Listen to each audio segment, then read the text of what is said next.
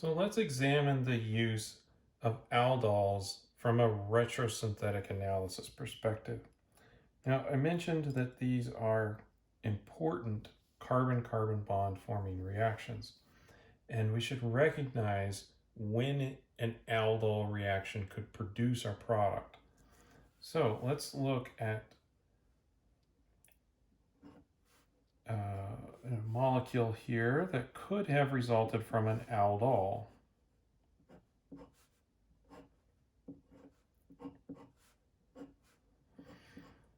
Now, I'm drawing a lot of substituents off of here, but it's not necessarily, they're not required.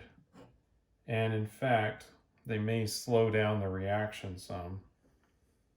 But point is here, we have a potential for forming this molecule using an aldol type reaction. We have a ketone, and then alpha beta carbon has a hydroxide. So this could have resulted from an aldol, and the connection is right here between these alpha and beta carbons. So the alpha carbon, beta carbon from the ketone, right? Now, if we're looking at this retrosynthetically, when we break this apart, we have to put the ketone back here. So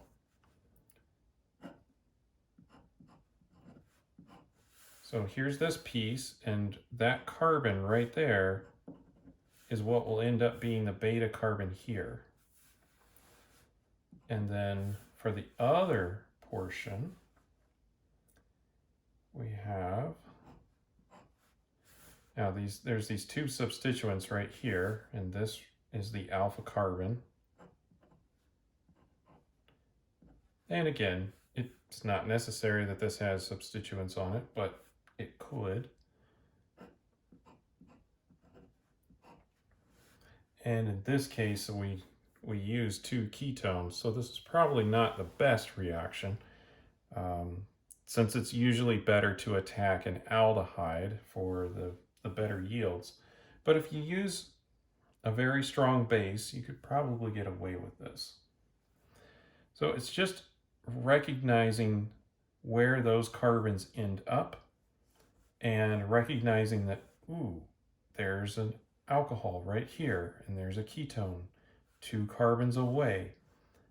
That is telling me consider an aldol. Another thing that should make us consider an aldol is an aldol condensation, right? That's just another version of this.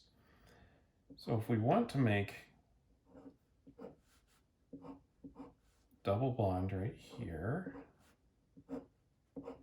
so very similar to what we saw up here. I'm trying not to change it too much here.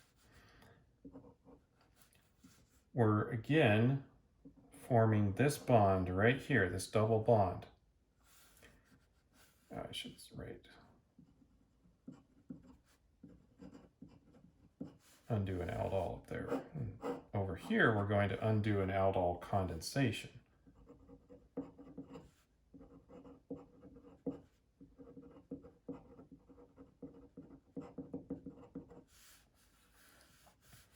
In this case, we would have had an alcohol right here, but then it's going to be removed during the condensation part.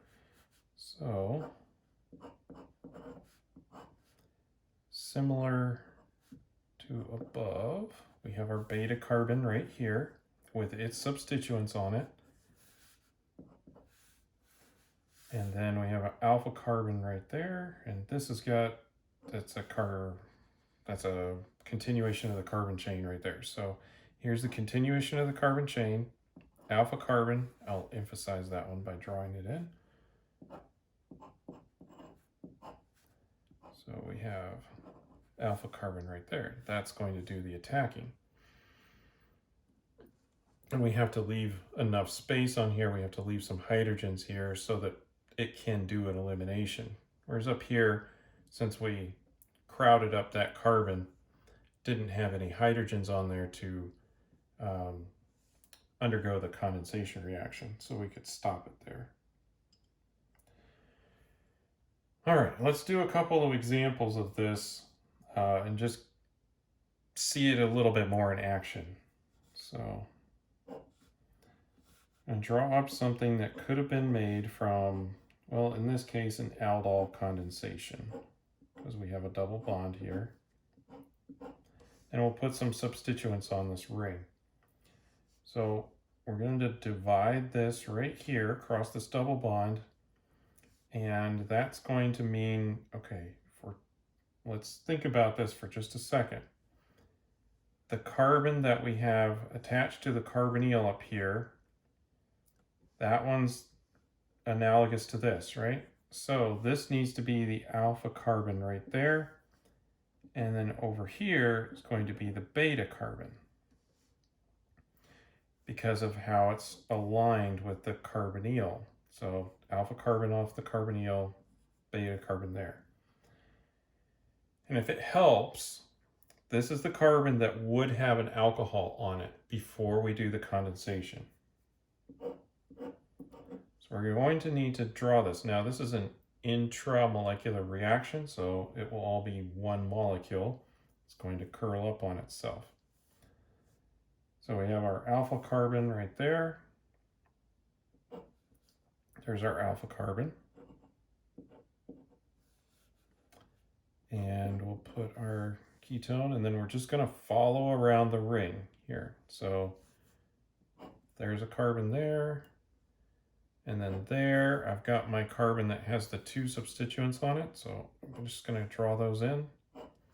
Keep coming around the ring. And then I end up on this carbon right here. Now, this one is the one that gets attacked. It's our beta carbon.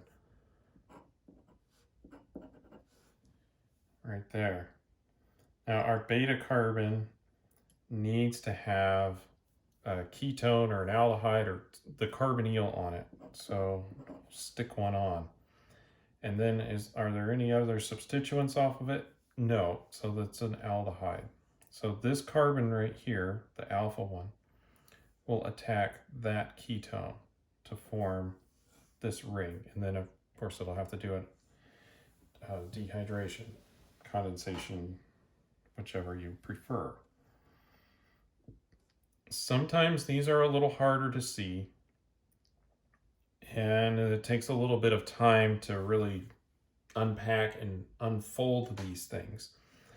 So try not to get discouraged when you see these and just think, okay, let me just work around the ring and then, draw the mechanism out, work it out, you'll get there. All right, let's do another example.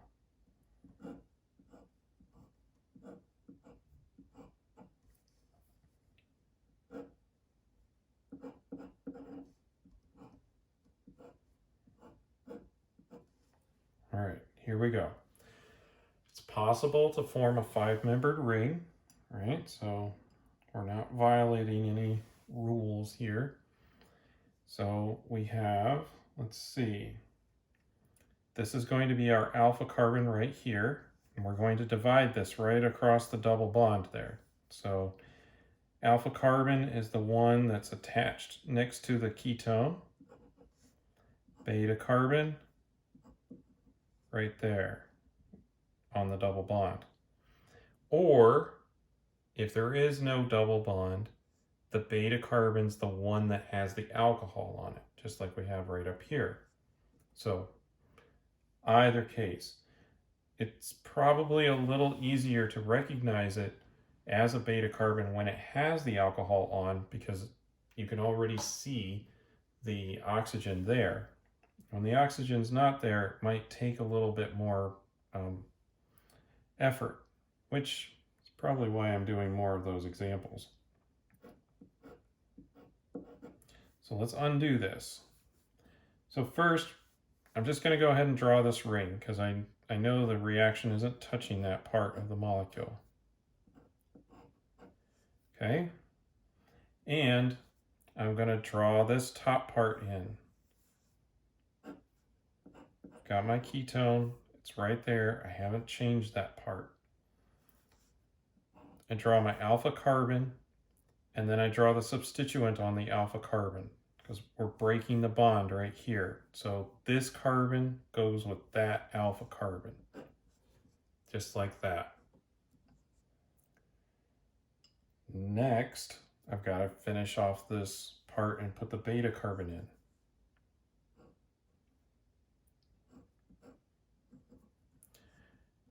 Like so. Now, it's tempting to go ahead and put another carbon in here. It looks like there might need to be one, but if you need to count up the carbons or whatever you need to do, that's fine. What's going to happen is we're going to deprotonate right here. It'll be a little easier to do that, and there'll be an attack. I'll just draw it in. So we've deprotonated. We've already done that step. There'll be an attack there. That's going to move up. And then we'll end up with something that looks like this.